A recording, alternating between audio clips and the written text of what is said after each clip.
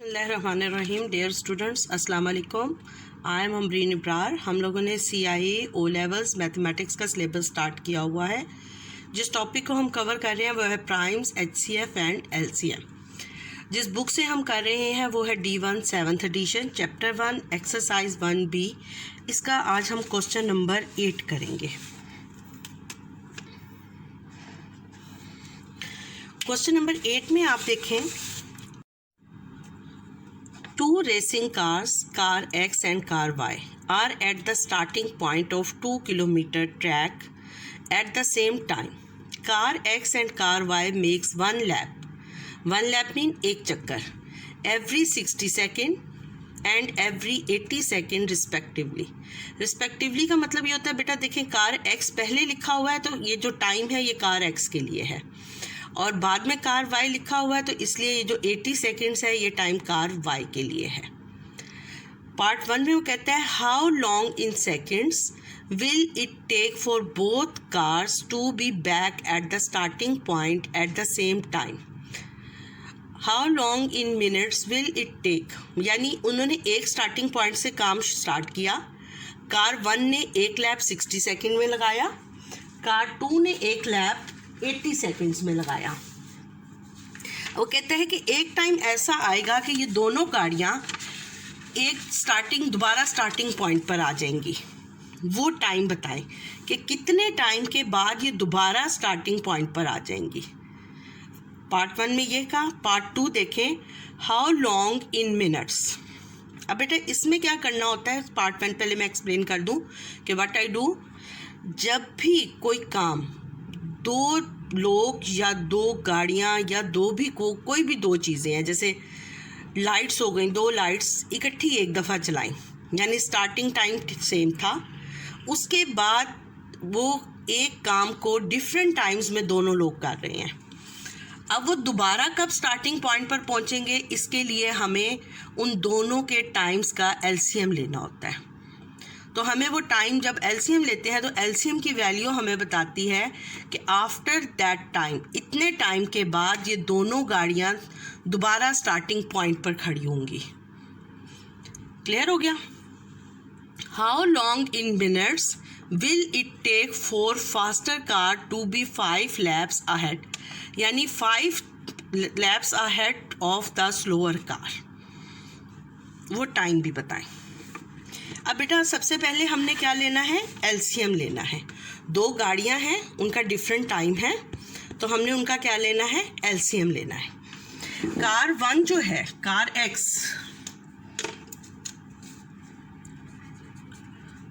X कितने time में 1 lap complete करती है, 60 सेकेंड्स में 1 लैप कंप्लीट करती है। और कार Y कितने सेकेंड्स में करती है, 80 सेकेंड्स में। तो ये कौन सी कार हुई, फास्टर कार, और ये कौन सी कार हुई, स्लोअर। क्लियर हो गया। अब बेटा इन्होंने स्टार्ट किया, यानी कार X ने भी स्टार्टिंग पॉइंट से स्टार्ट किया, कार Y का भी यही स्टार्टिंग पॉइंट था। अब कार Y ने जब X ने एक चक्कर कंप्लीट किया, 1 राउंड कंप्लीट किया, तो कार Y इससे पीछे थी। ठीक है।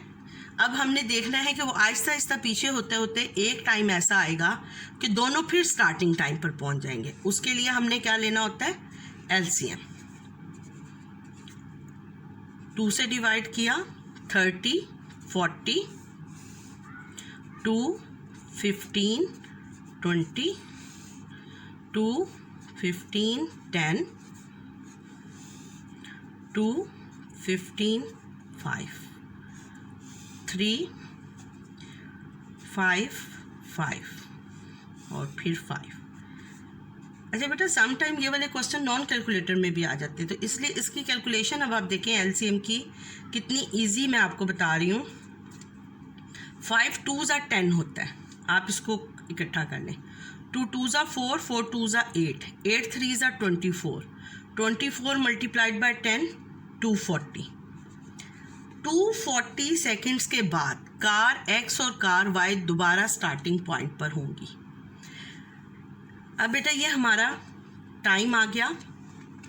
जो उसने पार्ट 1 की डिमांड की थी, ये पार्ट 1 हमने कंप्लीट कर लिया और हम इसको लिखेंगे after 240 seconds cars to be back at the starting point. After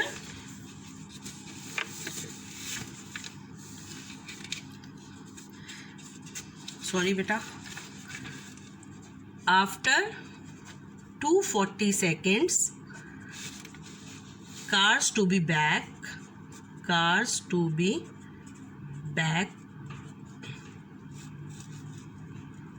at the starting point.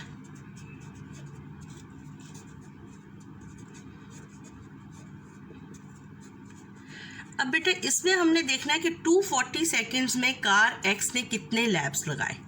Number of laps of car x. तो कार एक्स का टाइम क्या था? कार एक्स का टाइम था 60 सेकेंड्स. तो इस टाइम को आप 60 से डिवाइड कर दें, 0 0 से कट हो गया, 6 4 24, 4 लैप लगाए. 240 सेकेंड्स में कार एक्स ने कितने लैप लगाए? 4 lap. Number of laps of car Y,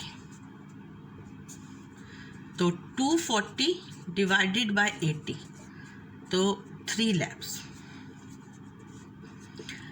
it's mean कि after 240 seconds faster car is 1 lap ahead from the slower car.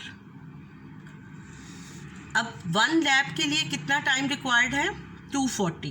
तो 5 लैप्स के लिए कितना टाइम रिक्वायर्ड हो? ये हमारा पार्ट 1 कंप्लीट हो गया. अब पार्ट 2 देखें, बल्कि हाउ लॉन्ग ही था starting point at the same time. यहाँ तक पार्ट 1 है, ये पार्ट 2 का पार्ट है. Number of laps of car x 4 lapse लेगी और कार वाई 240 सेकेंड्स में 3 लैप लेगी. क्लियर हो गया? अब कहते हैं how long in minute will it take for faster car 5 lap ahead of the slower car. 240 seconds में 1 लैप अहेड होता है.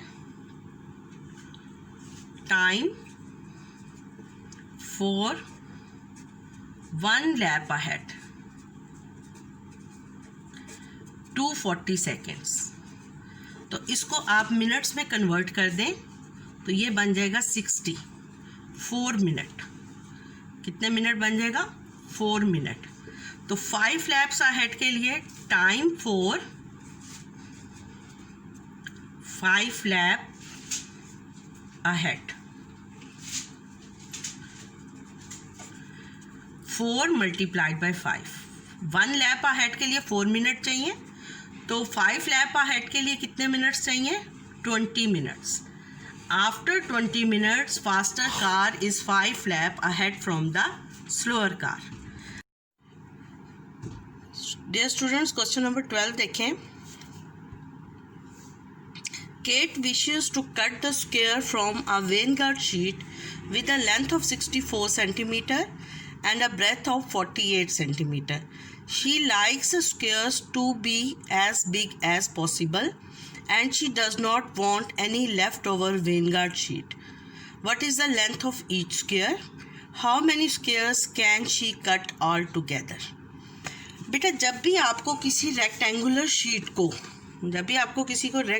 शीट को स्क्वायर फॉर्म में कट करना हो तो आप उसका HCF लेते हैं.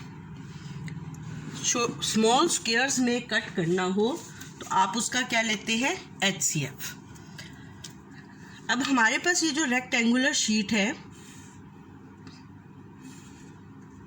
इसकी लेंथ है 64 सेंटीमीटर और विड्थ है इसकी 48 सेंटीमीटर. अब बेटा कहते हैं कि इसको वो कितने स्क्वायर्स में कट करना चाहती है. इसको वो किस में कट करना चाहती है? स्क्वायर्स में.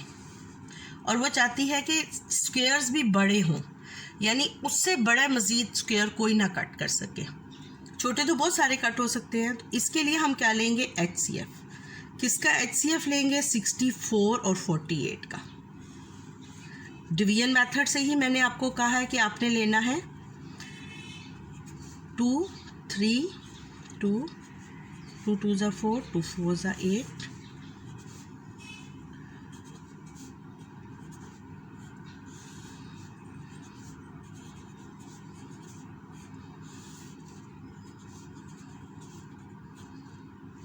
अब बेटा देखें ये मज़ीद डिवाइड नहीं होता 2 से, तो हमारा HCF क्या आ गया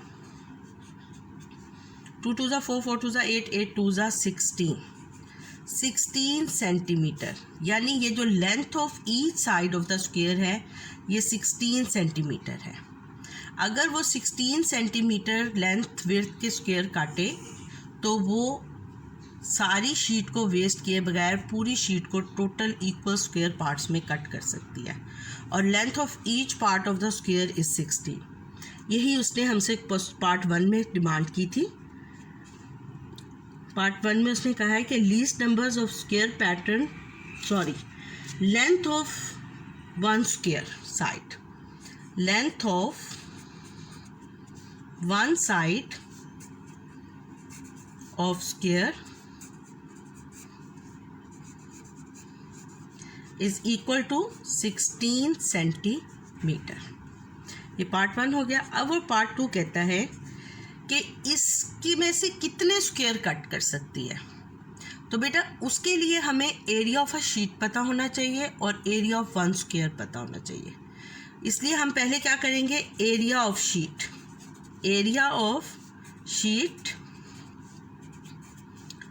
64 मल्टीप्लाइड बाय 48, आप इसको मल्टीप्लाई करें 64 multiplied by 48 is equal to 3072 centimetre square, 3072 centimetre square. उसके बाद area of square, area of one square, क्योंकि बहुत सारे स्क्वायर्स कटे हुए हैं तो वन स्क्वायर का एरिया क्या होगा 16 मल्टीप्लाइड बाय 16, तो इसको मल्टीप्लाई करें 16 मल्टीप्लाइड बाय 16 256 सेंटीमीटर स्क्वायर।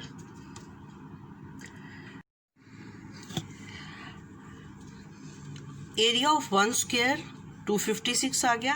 अब नंबर ऑफ स्क्वायर्स फाइंड करने के लिए हमने एरिया ऑफ शीट को डिवाइड कर दिया area of a one square से, तो हमारे पास नंबर ऑफ स्क्वायर्स आ गए।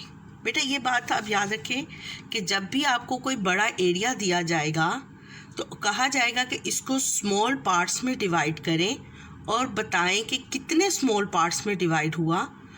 तो आपने उस पूरी सरफेस का एरिया ले लेना है और स्मॉल पार्ट का भी एरिया ले लेना है।